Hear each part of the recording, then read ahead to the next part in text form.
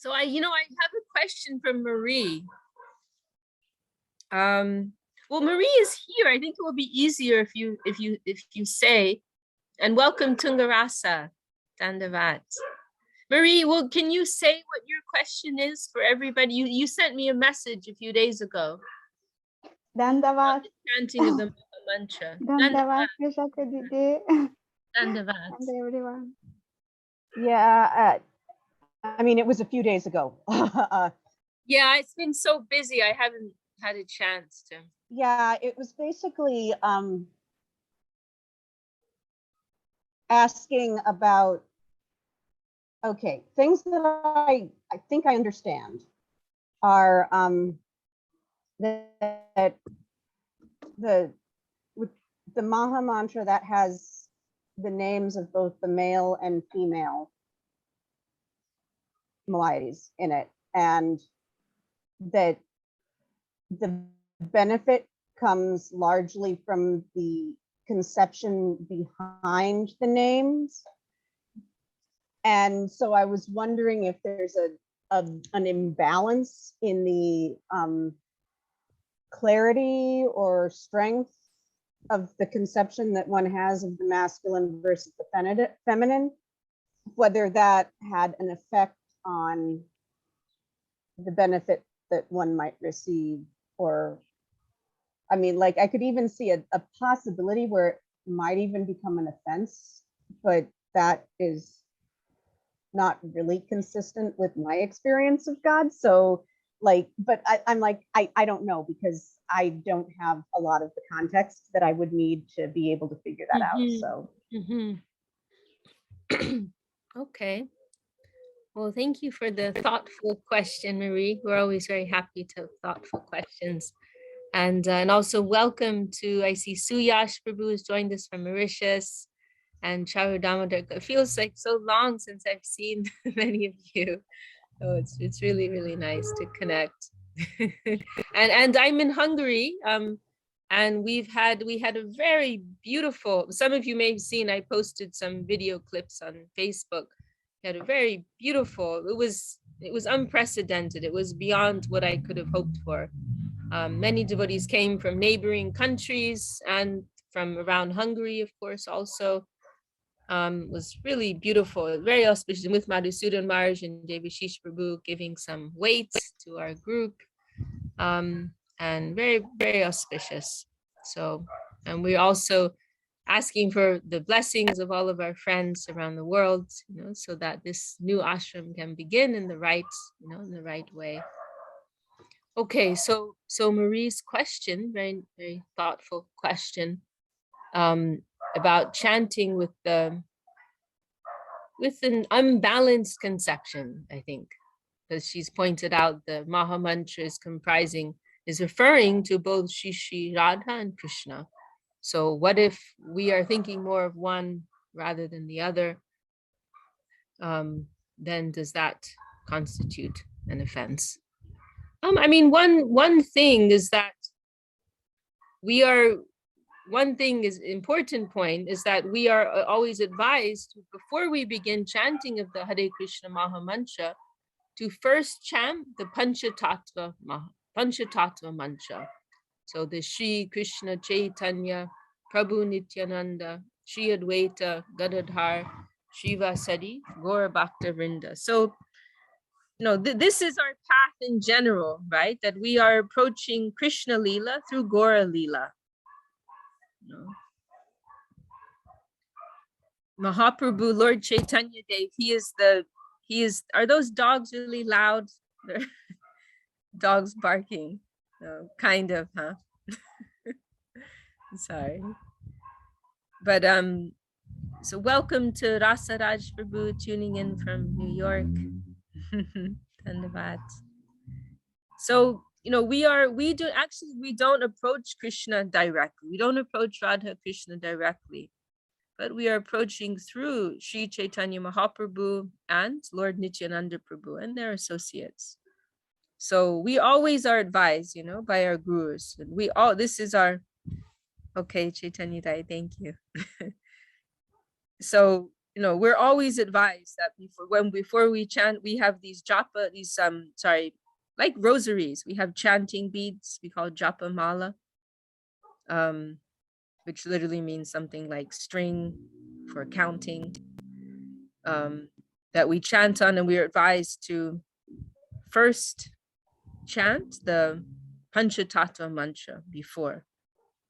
And also when we are chanting the Hare Krishna mahamantra in our congregational kirtan, congregational chanting, we also always begin with the Panchatattva mantra.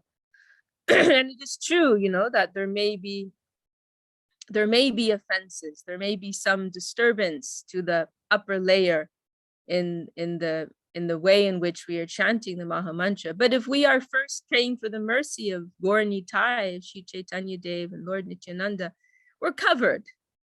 We are chanting the Mahamantra under their order and with their mercy, with their compassion. And so, it is natural that there may be some misconceptions that we have. That is very natural. Srila Bhaktivinoda Thakur, he gives one analogy that which Srila Sridhar Maharaj references, that when a baby is very vulnerable to disease, right? We have to give extra protection to newborns and young children because they're still developing their immunity. And so they're very vulnerable to diseases. And then as they grow and become stronger, their immune system develops, then they, we don't have to worry to be so protective. And so Bhaktivinoda Thakur says, in the same way, in the beginning, it is inevitable that we will have some misconceptions, that our chanting, there will be some offense, or some disturbance in our chanting, because we are so immature in our understanding, we are so immature in our faith. So it is inevitable, but that is okay. That is okay. We are chanting on the order of our guru also. That's another point, that we are advised to receive the name from a Vaishnava, from a sadhu, from a saint who has the holy name, from a saint who has a relationship with Krishna. We are receiving the name from them, and on their order and with their specific blessings, we are chanting. So then we are covered. It is inevitable that we will make mistakes, that we may have some misconception, misunderstanding, but that is normal, just as it is normal for a young child to get the chicken pox, or to fall down when they're learning how to walk. It is all very normal and part of the growing process. So yes, we will have some wrong conceptions. We will not, that is inevitable, but it is okay. It is part of the process. Just like also a young student in school who is learning so many things and trying so many things and making so many mistakes, but they're doing so under the guidance of their teacher, their affectionate teacher. And the teacher will correct and adjust and instruct. And it is all just normal, part of the process. So it is okay. It is okay. And another point too, which is related, is that, actually in our present state, we don't put so much emphasis on the worship of Radharani. And generally we are saying, we are referring to this mantra as it is also addressing Radharani, but we don't actually emphasize that so much at present. We don't emphasize too much Radharani, because at this stage, and the reason for that is because, it is easy to misunderstand her and her relationship with Krishna. She's in a very, how can I say, very exclusive position. It is easy for the feminine to be exploited. Let's put it like that. The female form, is something that is vulnerable. to misunderstanding, and the relationship between Radha and Krishna is very vulnerable to misunderstanding. And she's in a very, sacred, somewhat hidden position.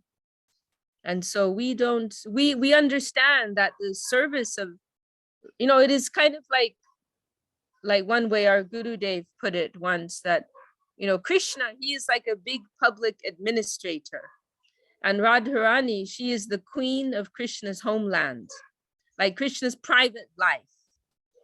She holds the supreme position in Krishna's private life, So that's not something you put out on the public shelf for everyone. It's something on some hidden top shelf that only the best, most wealthy customers, they get access to that. So then also ourselves, because our conception is still undeveloped, is still immature, our faith is not strong, and then we don't directly go to consideration or worship of Radharani. And a few in a little bit, the little bit it's there, and there are certain days and times in the year when we will remember her more and glorify her more. But otherwise, we are focusing more on Krishna, and actually more on Lord Chaitanya, Lord Chaitanya Dev and Gora Leela. And then generally we are saying Krishna and worshiping Krishna. And then Radha is little more hidden in our conception at present. But we know ultimately that is the goal of our line, Radha Dasyam, the service of Radharani. We know that our gurus, they are all the attendants, the servants of Radha, Shri Radha, and that is something that they contemplate and is something very deeply meaningful to them. But for ourselves, we are in kindergarten, and that does not mean so much to us at present, and so it is not being emphasized so much for us. So that is another point, and we have the general understanding. This mahamantra is referring to Radha and Krishna. And simply we are praying when we are chanting, we are trying to do so with the prayer that they will reveal themselves within our heart. It is a faith-based process. This is also the point I want to make. So even if our conception is not so developed, because it's not what we are approaching and how much we are developing and what we are getting, it's not like a written exam. Dandavat, Rasaraj Prabhu, Dandavat. Very happy to see you and have your auspicious presence with us. No, this isn't, and also Jayadev Prabhu's also joined us. Welcome. No, this isn't like a written examination at school, right? That how well you do depends on how well you've been able to memorize and learn in a brain way, in a mental way, in an intellectual way. That's not how this works. It is a faith-based thing. So it is also true that even if our understanding is not perfect, but our mood of surrender and our faith, if that is wholesome, then we're okay. If we are chanting with some faith, even if our understanding is not perfect, if we are chanting with real faith, then that is how we will get the real result. Our Guru Dev mentioned that this is one reason why we like in the writings that we receive, like the songs and compositions, scriptures, we have the English translation and Spanish translation and everything else, but we also are encouraged to vibrate the original Bengali or Sanskrit that it is composed in. If it was originally composed in English, then that is also good. The point is that what has come from the heart of a saint, or what has come from the heart of the Lord in the form in which it appeared, that's not just form, but that is also substance. So like here we are reading the scripture Chaitanya Charitamrita every morning, and this morning we went through the English and also the Hungarian translation, but we're also chanting the Sanskrit. Because what originally came from the heart of the author, Kaviraj, Srila Kaviraj Goswami, that is very potent, because that is the vibration which came from his heart. And so simply our Gurudev mentioned that even if we don't understand the meaning perfectly, or even if we don't know the meaning at all, but if we are vibrating that expression with faith, then that will touch our soul. That will, our soul will get that. It's ultimately not a brain exercise, but it is a soul exercise. So that potency will come through. So also, if we receive the holy name in the proper channel, and this is an expression that our Gurudev Srila Govinda Maharaj used to use quite often, actually. You would say that we need to connect in the proper channel. We have to receive through the proper channel. So if we receive the holy name through the proper channel, means we receive the holy name with the goodwill, the backing of a real saint, of a sadhu, of a Vaishnava. If we receive that, and then we are chanting, we can go and take the mahamantra from so many places, right? And some potency is there, but for the full effect, we need to receive from the saint, but we must have the blessings of a saint backing our chanting. Then if we are chanting that with faith, then the results will come. It is like the example is given of a seed, right? You plant a seed and you water it, and you give it sunlight, then you expect certain results, right? You expect that seed will germinate and ultimately blossom into something beautiful. So in the same way, if we receive that seed of faith, that seed of Shraddha, that Bhakti Lata Bij, and planted that in the soil of our fertile heart, and water that, and weed that, then we can expect something to happen there. And what is that water? We are told Shravan Kirtan, hearing and chanting.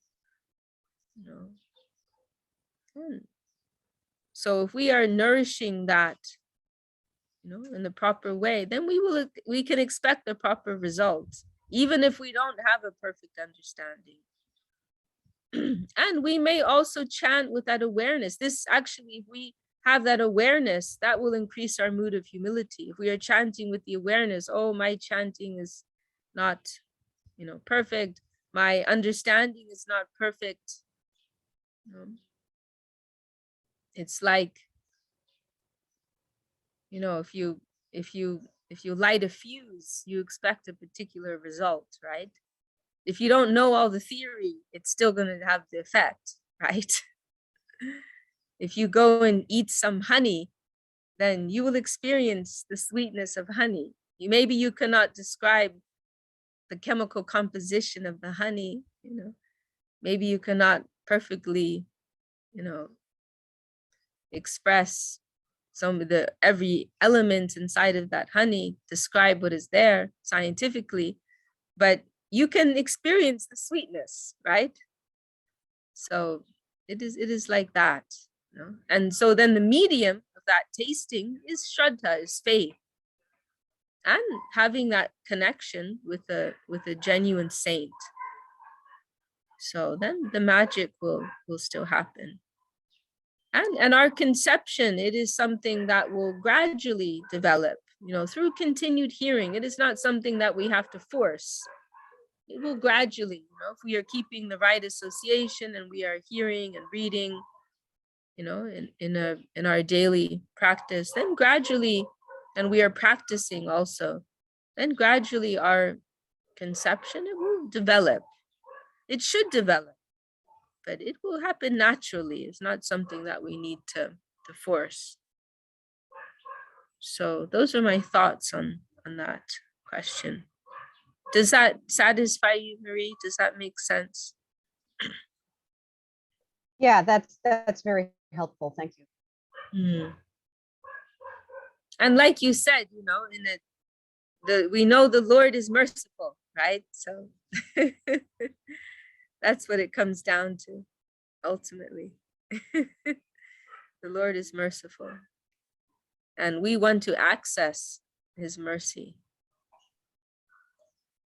there's one this discussion, it's reminding me of one beautiful song of Bhaktivinoda Thakur, where he describes the process of the describes how the manifestation of the pure name will take place.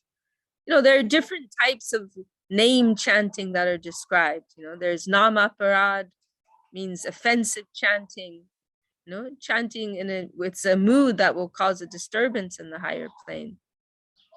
And these are things which are also, given in more detail. There's in particular, there's a list of 10 things which should be avoided with our chanting, which we can maybe go through. Then there's also what's called namabas, which means shadow chanting, where you may be touching upon the shadow of the name. And then there's also pure name, Shuddha Nam, and that is what we are aspiring for. And so in this song of Bhaktivinoda Thakur, he describes how the manifestation of the pure name, Shuddha Nam, will take place. And there's this line which our Gurudev would quote: Hridaya hoite bole, jivar grete chole, shabda rupe nache anukan. Just saying, so he describes in the song how first that we will receive the name through our ear, like from the mouth of a saint, we will receive that name through our ear. We'll enter the plane of our heart, our consciousness. And then it may, as long as there's still some, let's say, some grime there, as long as the soil of our heart is not so fertile, or maybe there are so many weeds that are sucking the energy, the nutrients, then that divine vibration, it won't manifest, but it will remain in a dormant state, like a seed that has not been planted in the fertile ground. So that vibration will enter our heart, and it may remain there for some time in a hidden way, in a sleeping way.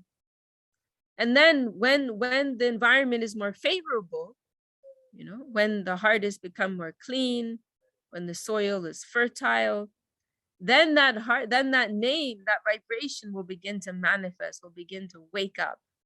And then it describes in the song, Hridaya hoite bole, forcefully the name will come from the heart to the tongue. And then shabda rupe nache anukam, and then that name will dance in the form of sound vibration. That name will dance upon our tongue and will cause us to chant. The name will dance, right? We're so used to thinking of things in the opposite way, right? That, I will eat this, or I will sing this, I will do this. But in our spiritual exchange, everything happens in just the opposite way, that we will be chanted, right? When we go in front of the deity, the divine form of the Lord, not that we will see, but we will be seen, right? We have to flip our thinking just the other way around, So that's another thing, that the name ultimately is a person. The name is non-different from Krishna himself, non-different from Shri Radha Krishna. And so when we, by our mood, we attract that person, that personality of Krishna, then he will come, and he will cause us to chant, and he will descend, he will come, and we will be chanted, and we will be chanted. That it's something that is always very easy to forget, that is surprisingly easy to forget, that we can get caught up sometimes with the technicalities of our practice of Krishna consciousness, like, do we supposed to do it like this, we're supposed to do it like that, but we can forget that Krishna is a person, right? And if we can touch his heart in some way, he will come to us, even if we are getting so many things wrong, right? Just like in a relationship that we have with some friend or family or whatever, we may get many things wrong, but like maybe we cook some meal, right? And maybe everything that we prepared are things that our friend is allergic to or they don't like, but they come and they see how much heart, we did it with, how much affection we did it with, then they will be touched by that, that is more meaningful. So obviously, as the relationship develops, then we will learn, and we will try to do things in the proper way, more pleasing way. But the main thing is that intention, right? That's the exchange that is really taking place, and that is really desired by the Lord. So we want to remember that. Here's Srila Bhakti Ranjan Madhusudan Maharaj. I'm not coming to interfere. Say hello to our group here. To who's here? Everybody is here. Dandavad, Dandavad. Vanchakalpatrubhyascha kripasindhavya evacha patitanam pavanebhyo vaishnavebhyo namo namaha. I'm not going to disturb. I just came to deliver some treasure to Vishakha. So distributing treasure. Whatever we get, we must distribute, not to keep for ourselves. We know that. Okay, I'm going to give you back to Vishakha. Just now, they need a mridanga player. Vishakha would be the mridanga player today because she's a student mridanga player and she's doing very well. But now, because she's with you, I have service to do. I'm going to go and play the mridanga. Dandavad, good to see each of you. Rasaraj, Prabhu, and all the devotees. Look, in Brazil and South Africa and all places, we're meeting with you all. Jai. Govinda, Govinda. Ami Ashchi, I am coming. Jai Nitai. So this is the final song. Thank you, Maharaj. And if you want that stick, just tell me, you can have it. But anyway, you look after your people. Been very nice having Maharaj's association. These last few days, it's just a few of us here, and I was thinking, maybe, might be a bit boring for Maharaj and Devashish, but actually we've all just kind of been talking all day, every day, and, Devashish, it's like maybe like 8 of us here now. And we're not really interested to go out anywhere, we're just Dandavat, Gangalila, Dandavat. Wonderful to have you with us today. Actually, you don't normally come on Tuesdays, do you, Gangalila? I try, and then that's like I drive to San Diego. That's like a big work day. So if I have cancellations, I'm always going to be here. But then it's work. And I do have a question for next week. So should I rather write it to you beforehand? Oh, I mean, either way works. Either way works. Oh, and actually, it would be like in 2 weeks. So maybe I'll just wait because I won't be making it next week. But Hare Krishna, it's so good to see you. Thank you so much. Yeah, lovely. It's a real treat to have you, Gangalila. Dandavat. Hare Krishna, Dandavat. But yeah, it's been very nice, because we've just pretty much, in Devashish, there's so many stories, Srila Sridhar Maharaj and Srila Govinda Maharaj and Madhusudan Maharaj, also so many stories. And so we've all just kind of been sitting around most of the day, talking and in between taking some prasadam, so it's really, really quite sweet, quite special.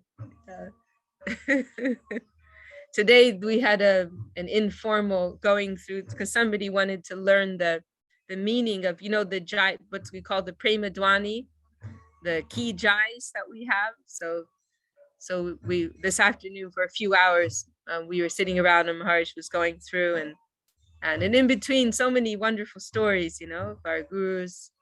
So it's been really special time. And tomorrow most of them are going. Maharaj is going back to Italy and most of the group also.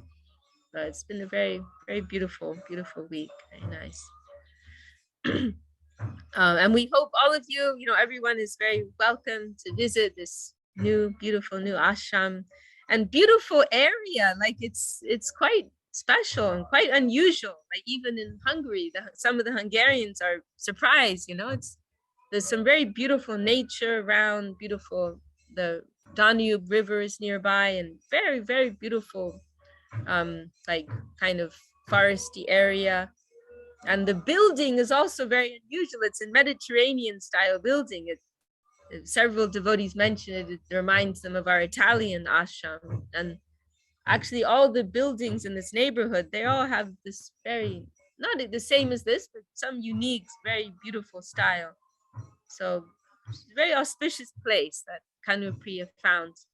And everyone is very welcome. I sent Govinda Nandini some clips of the videos, and she said, "My future is Hungary." So I was very happy to hear that. Yes, there is a group here in Brazil wishing to visit Hungary. So, and we, you know who was here was Chaitanya Mai. He's from Brazil also. I saw her on the video. She Very was nice. very happy. She was very happy here. So yeah, going back to our discussion, that's something to remember, right? That the Lord is a person, the name is a person, you know. So if we are approaching the name like we would a person, you know, then we will get that response, you know. Our Guru Dev, he in one place he said very sweetly how, you know, when we are chanting the name, if we are chanting in a mood of humility and calling upon the name, you know, we cannot chant with we cannot by our own strength and our own material tongue vibrate that pure spiritual name.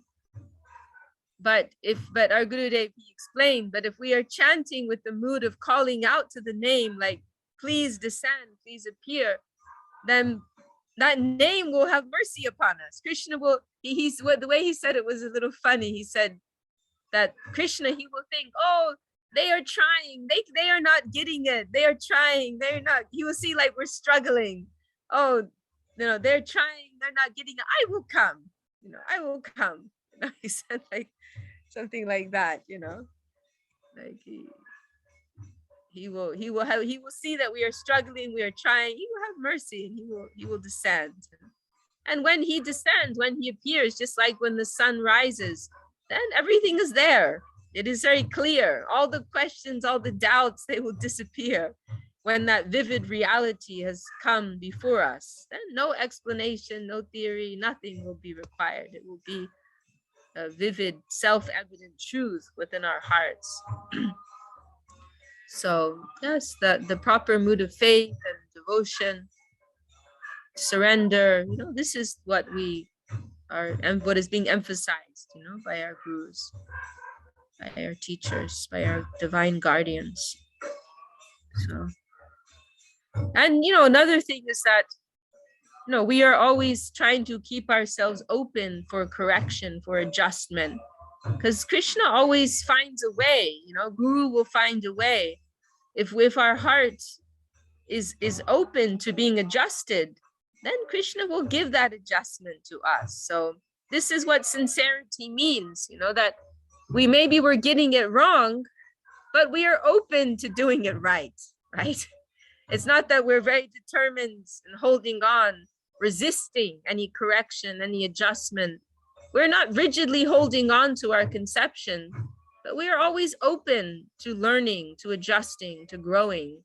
And if Krishna sees that we are open to that, then he will give that, you know, he will make the arrangement for that. And it may happen in a very miraculous way, you know, that we may feel hopeless sometimes, like, oh, how will I manage to learn this or do this, or how will I manage to progress? You know, we may be astonished to see how the Lord can find a way, you know, how the Lord can find a way to enter our lives, to enter our hearts.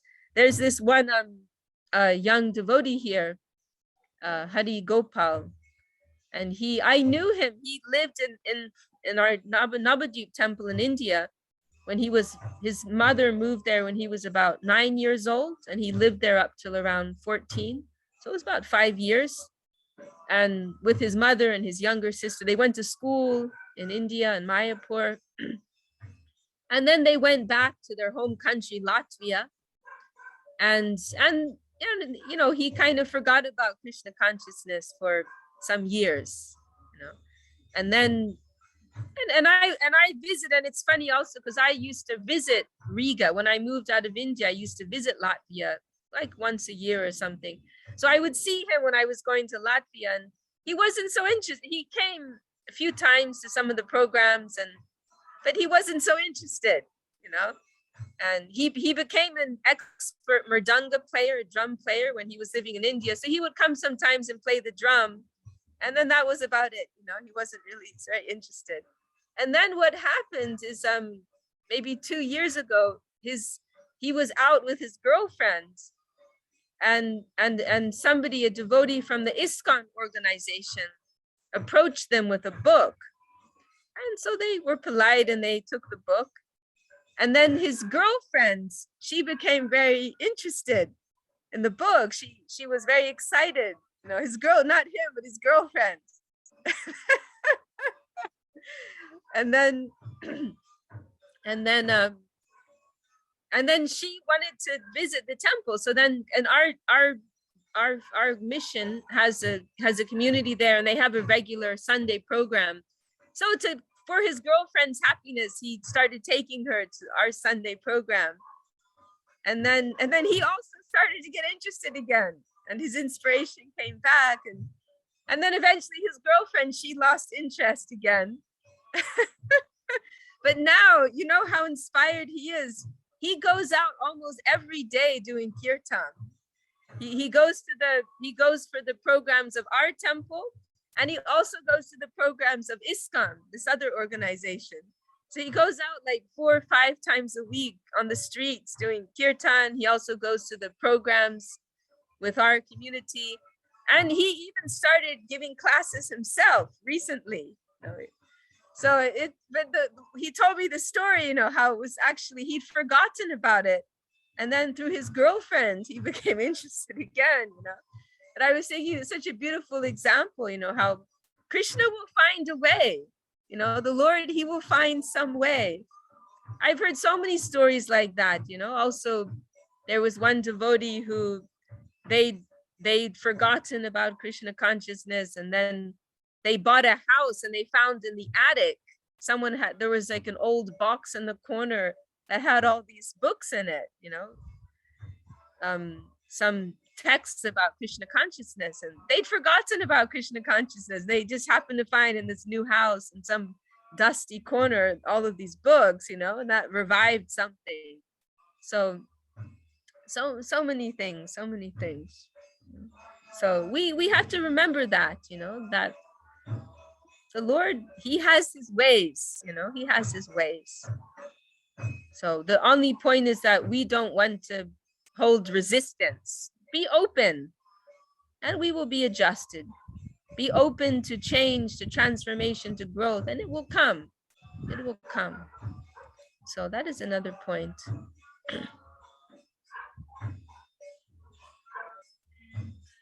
Suyash says, we may forget Krishna, but Krishna won't forget us. Jai. Very nice. Yesterday, some of you may know Ananta Krishna Prabhu. He's one of the original members of our mission. He joined in the early 1980s, and he was the first member in Hungary. And he printed many of our books, the first books of Srila Sridhar Maharaj. You'll see in many of our books, it says Sweet Waters Press. That was his publishing company. And he's Hungarian, and he came here yesterday, and now he's getting old. He's like 75 or something. And so he was quite preoccupied with death and old age. And he had this fear. He was expressing this fear, you know, like, now I'm coming to the end. What's going to happen to me? And will I remember Krishna? Will I remember Guru? You know, and I was telling him the same thing, you know, that maybe we can forget, no, but they will not forget us. They will not forget us. If we gave our heart to this once in our life, you know, if we had something real once in our life, they will remember that. There's actually one promise of Lord Ramachandra, where this Sakrit Eva Prapano Yastava Smiti Chayachate Abhayam Sarvada Tasmai Dadam Yatad Vritam Mama. This is a famous vow of Lord Ramachandra. Or he's saying, if someone just once approaches me and asks me for shelter, I will provide them with fearlessness forever. I will take care of them. But he specifically says sakrit means just once. They just once approach me in a genuine mood, then I will always remember them. I will always care for them. So our guardians, they care for us more than we could care for ourselves. And we have to have confidence in that, We have to have faith in that. They will take care of us. They will adjust us. We are in their care.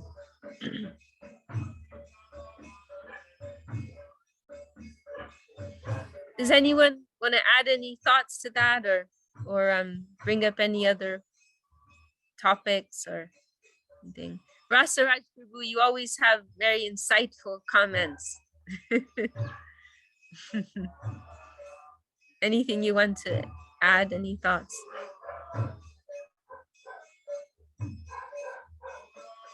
Dandavad, everybody. Dandavad. Yeah, I see sometimes that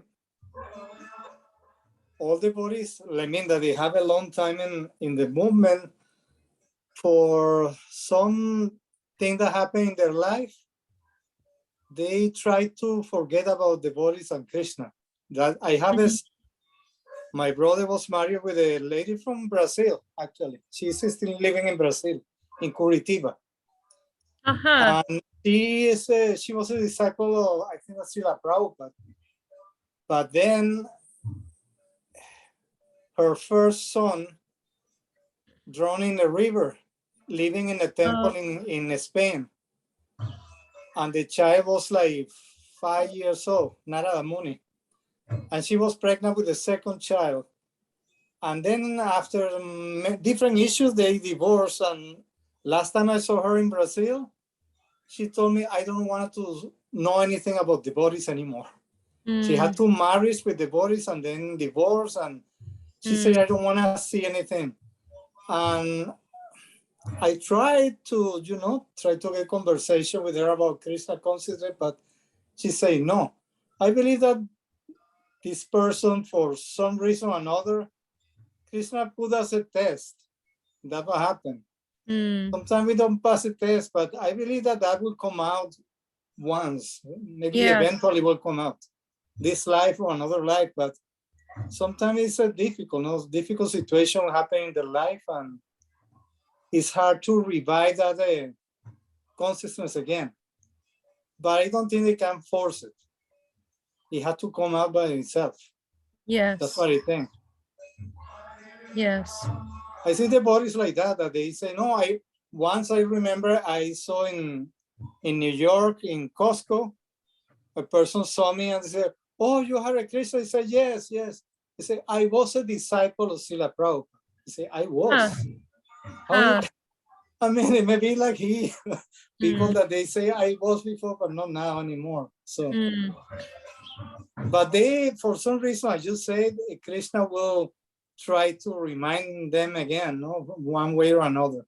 That's what I think. Yes. We may have that initial inspiration, but then what can happen is that some negative wave comes from the environment, or karma may come, and then that wealth of Krishna consciousness may be obscured for some time, may be covered for some time. But nothing can destroy that. That is also mentioned in Bhagavad Gita. What is that famous verse? A very famous. How does it? Anyone can remember? Very famous verse in Bhagavad Gita in chapter 2. Chapter 2. I can't remember, but it mentions there that if someone, that any connection with this, it will never be lost. It can never be destroyed. So it may be covered for some time, may be obscured for some time, because our faith, we have Kamala Shraddha, as Acharya Maharaj always like to say. We have weak faith. So it is flickering, and it is easy for other waves of the environment to come and, you know, obscure that faith for some time, cover that for some time. But eventually it must come. You know, if it is the real thing, if we had a touch of the real thing, then it will revive. As Prabhu, you said, you know, maybe not in this lifetime, maybe in another lifetime. You know, but it will manifest again. You know, I think sometimes about, you know, seeds. You know, seeds, they can sit for hundreds of years. You know? Even there's some, we were discussing this not so long ago, actually, how like there's some seeds, you freeze them before you plant them. Marie knows about all these things. But then, you know, once you plant that seed in the fertile ground, it will grow. You know? So like that, our seed, if we neglect it for the seed of faith that we all receive, if we neglect it, then it won't grow. But it's not that it will be destroyed. It will still remain there. And when again the environment is favorable, then it will sprout, you know, it will grow. You know? So yes, as Tungarasa says, you know, this is the sweet assurance that we are given.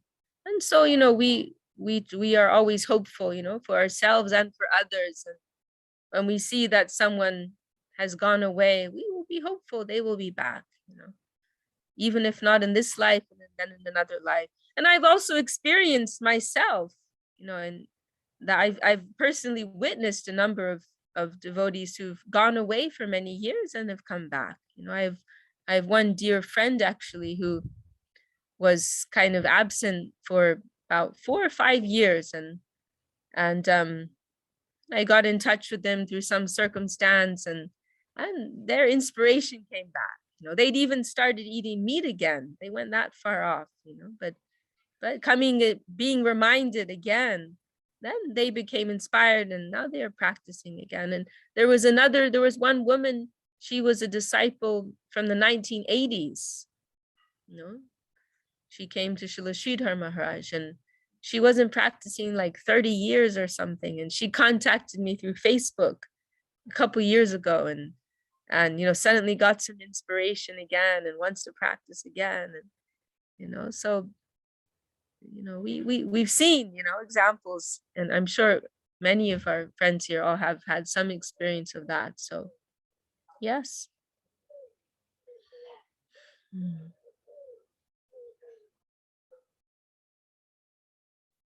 Anyone else want to add any? Look here, come. Here's I was just telling them about you. Really? Yeah. What would you be telling a whole group of people? I was telling them the story of how you got inspired again. It's Hari Gopal. Chandala to everyone. I told them how you forgot about Krishna consciousness, Oh, and then again through your girlfriend, and you got the book, and wow, the whole story. The whole story. They really have nothing to talk about. Hey, this is very interesting. It's Rasaraj Prabhu, New York City, and Govinda Nandini, Brazil, Savior Rupa in South Africa, Suyash Prabhu, Mauritius, Wow. Marie in USA, Chintamani, USA. I heard that name. Chaitanya Daya, also USA, Lynn, Tungarasa, Norway, Charu Damodar in USA, and Jayadev, also USA. Wow. And Hari Gopal's #1 Mridanga player. He's very expert with the Mridanga. Maybe in my flat, where it consists of my mother and me. Maybe. He's very sarcastic. Right. We're gonna have bhajans now. It was good to see everyone. Sorry for the interruption, but I guess you were talking about me. We were talking. Don't watch out. Don't leave. Oh dear. Yeah. Okay. That was there. Bhajan time. I'm the only Mridanga player. Okay. So look, living proof, right? How Krishna will come and take us. Well, we still have a few minutes left. Does anyone else want to share anything or bring up another topic for discussion? Seva Rupa, I feel like I haven't seen you for a very long time. Anything you want to share? Yes, I haven't seen you also in such a long time. All of you, Dandavats, missed you so much. I think when you were describing that about, devotees falling off the bus sometimes, I think you had mentioned before where something about, I think it was Gurudev Srila Govinda Maharaj, who said sometimes you have to take a few steps back or something in order to get a running leap, in order to jump over something. And yes, I mean, in my own life as well, I have fallen like off the path, and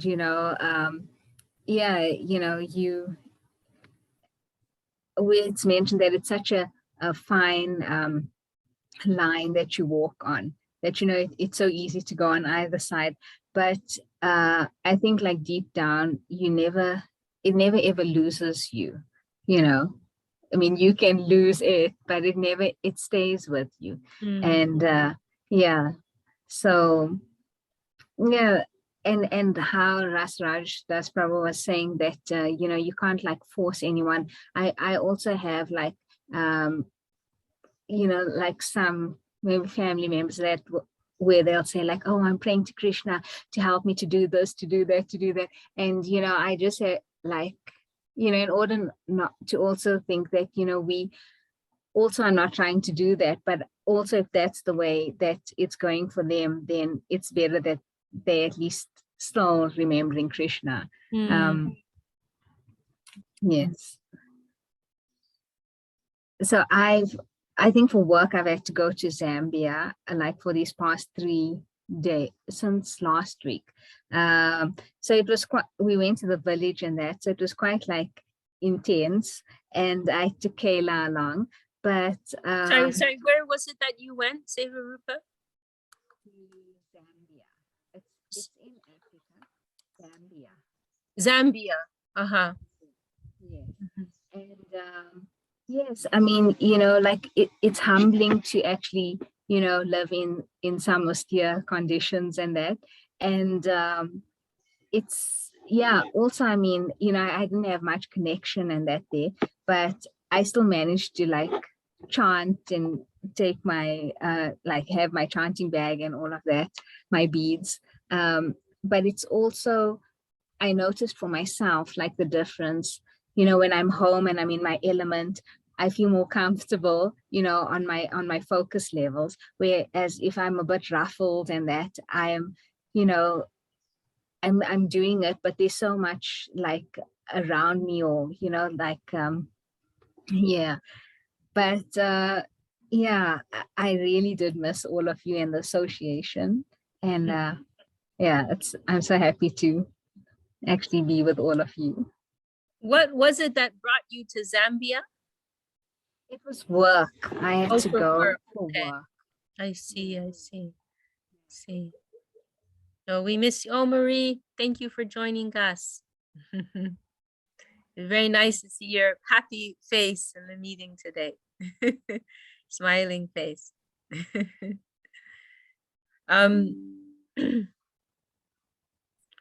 Yes, I mean that point that you made about sometimes we may have to go a little backwards. Yes, it is true. And one relevant point there is that sometimes we need to experience more of the darker side in order for our appreciation to increase, or for our humility to increase, depending on what the exact circumstances are. Because when we are practicing in a very active way, then you can start to take it for granted. You can lose appreciation for it, or there's also an ego and arrogance that can come up, right? That oh, we are doing so well, and we can lose sight of what this really is. And so when we get broken by the material world, and we experience the darker side and we experience our own weaknesses, then we can come back with some renewed appreciation, some deepened appreciation. And that's something I'm sure that we've all either directly experienced or seen in others. So yes, that can definitely be a thing.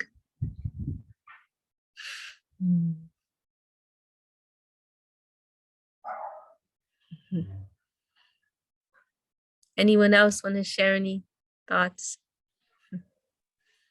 Govindanandini. Oh, Suyash Prabhu. Yes, actually, I just wanted to share that, like, especially recently, I get this feeling that I'm lost. I'm not on, like, I'm going down and gradually going down, or maybe quickly going down, but I can see only gradually.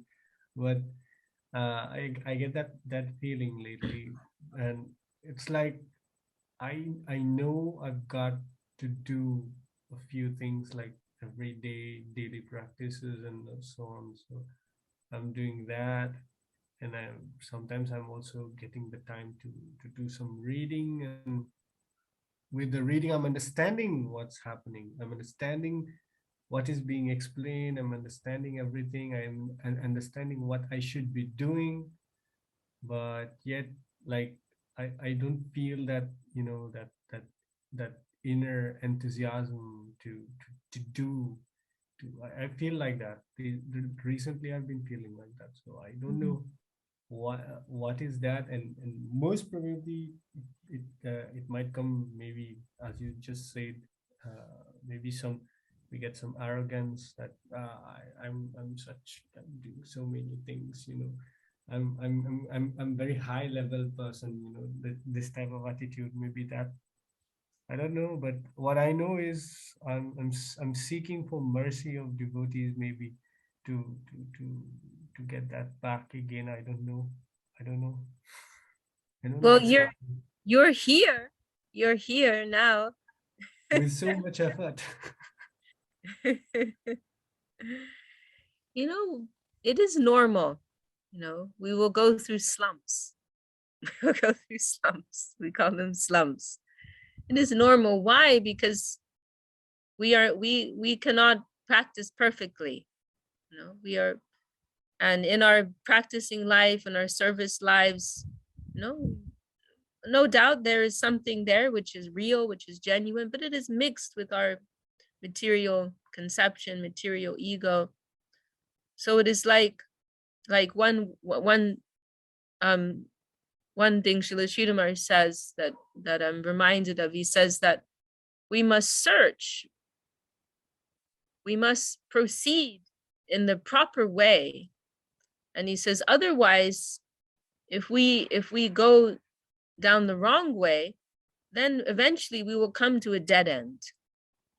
And then we will say, oh, there's nothing here, right? It's like if you are out, this is just what's coming to my mind. And I'm not speaking about you, I'm speaking generally, what we all go through in our practicing lives. That it's like if you're out on the street trying to find a particular location, but you're not reading the map right, so you go the wrong way, and then you end up just nowhere. And then you may throw away the map and say, oh, this is wrong. Actually, we were reading the map wrong. So then inevitably we go the wrong way. So in our Krishna conscious practicing lives, sometimes we know our what we are focusing on, maybe off point. And that may see, if our practice is not based purely on devotion, what I mean is, like, if it's coming more from a place of the brain, the intellect, or karma, the doing, the active, if it's not coming from a genuine place of surrender, then it fizzles out, right? Sometimes we may get excited about something on the conceptual side. That eventually will become dry. Or we may get excited about doing something, like we're very excited about some particular activity, then that will keep us excited for some time, but eventually we lose interest. So, but only if it's coming from a real heart place, from a real mood of surrender. then that is what will be that will be sustained. You know, our Gurudev Srila Govinda Maharshi used to mention often these three things: thinking, willing, and feeling. That these are the three faculties of the soul: to think, to will, and to feel. And so our Gurudev was saying that when we are moving in the plane of thinking or willing, you know, thinking is like the brain, the intellect, willing is like the ego of doing something. He said these things are not stable. And he said thinking will fly, willing will fly. He said, but feeling, heart, that is steady, you know, that is stable. So and it's something I've experienced so many times myself, you know, like you kind of get on a particular trip, you know, like you're all about this or all about that, and maybe that'll keep you interested for 6 months or a few years even, but at a certain point it gets dry, you know, and it's like, so, you know, but one thing about when we experience these kind of like dead ends or these slumps, you know, the healthy way to channel this is in a mood of surrender. You know, Gyane Prayasha Mudapashya Namanta Eva, this verse in Bhagavatam by Lord Brahma. You know, I don't know anything. Everything I thought I knew, I'm throwing that away. You know, I'm like here, I realized I got it all wrong. I got it all wrong, and I'm just laying here at your feet, you know, show me the way. It can be embarrassing, you know, it could be humiliating, you know, like maybe we think we're going to save the world, we're going to conquer, we've got big plans, world salvation, or whatever it may be, you know. We're going to do this, or we're going to do that, we're going to be this, or we're going to be that. And then at a certain point, it just doesn't, it's not interesting anymore, or you just fail utterly, you know. And then we have two choices. We can either say, forget this whole thing, I'm going to go do something completely different, or we can just come in a very honest way to the feet of Shri Guru, Shri Gauranga, say, I'm a mess, I got it all wrong. I got it all wrong, my Lord. No, please, I'm just like laying here in a useless heap at your feet. Can you find some way to engage me? Maybe I can wash some pots, or maybe I can pull some weeds from the garden, or maybe I can just attend the Zoom meeting. If I can at least attend the Zoom meeting, I'll be very happy, you know. Please, my Lord, find some way to engage me. Show me the way. See, you've actually reached a high point, because you've reached the point of realizing that you're nowhere. This is the real beginning. You know, now our gurus can do something. You know, now that we've realized all of our own ideas were useless, it's like we're here, like, let me be your lump of clay. You know, Srila Sridhar Maharaj would use that expression, and Gurudev also. We are just clay. You, my Lord, Gurudev, Vaishnavas, you form me, you shape me. Now I got tired with my own endeavors. Now you show me the way. You know, I'm ready. I'm ready to listen. I'm ready to listen, ready to hear what your plan is, right? I had my plan, didn't work out so well. Now I'm ready to hear your plan, my Lord. I'm ready for that. So this is actually so beautiful. You should be very encouraged and very happy. It's actually such a beautiful place to be. It only requires humility, you know, and accepting, oh, this is my position. And it is a happy thing, you know, it is a joyful thing. So don't be discouraged. This is actually the real beginning. This is like real progress. Really, really. It is healthy. Humiliation is healthy. all these things, they're coming to help us. The only thing, our Guru Dev, he mentioned once that we have one thread of Guru Maharaj. We are holding on to one thread. And if we can hold on to that, we are okay. So maybe we don't have very much, but there's some sliver within us, some little thin string, thin rope that we're holding on to, tied to our Guru's feet. Just keep holding on. Don't give up totally. That's what I'm saying. Don't give up totally. And we'll be okay. So if we go through those dark days, but if we can pull through, we'll find the sun is shining on the other side. Sometimes the best we can do is hang in there. Just keep hanging in there. And if we can do that, we will see around the corner, everything's completely different. So, I am not Gurudev, I'm not Paramatma, so I cannot say exactly what you're going through. I'm speaking on my own experiences and generally, what we've heard from our gurus.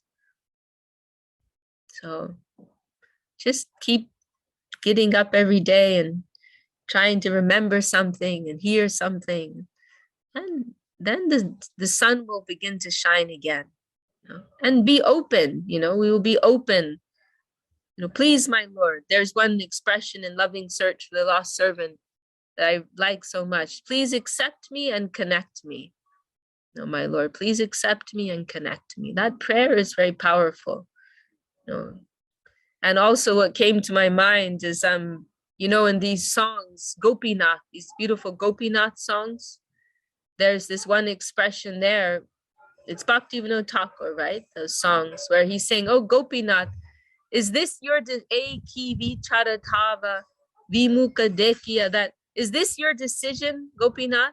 Seeing that I am averse to you, you will forget about me, you will not give me your mercy. Seeing that I'm against you, you're not going to give your mercy to me. Seeing that I don't want your mercy, you're not going to give me mercy.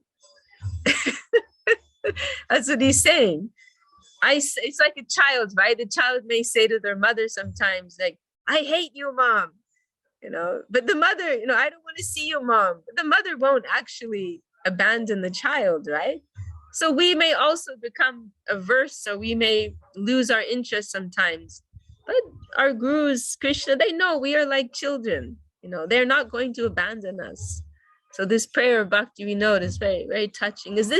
Don't treat me like this. Because I said I don't want to see you, you're not going to give me your mercy. So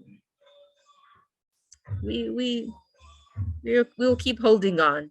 We will keep holding on, and we will. If we can do that, we'll see how everything will change. Everything will transform. Now is the beginning.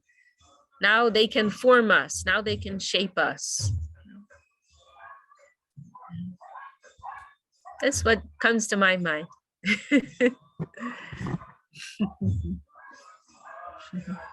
Okay, well, we're going over time here. Oh, Prabhu, please, you're going to say something. Yeah, I was saying that it was very helpful. Whatever you say, really good. I'm so glad.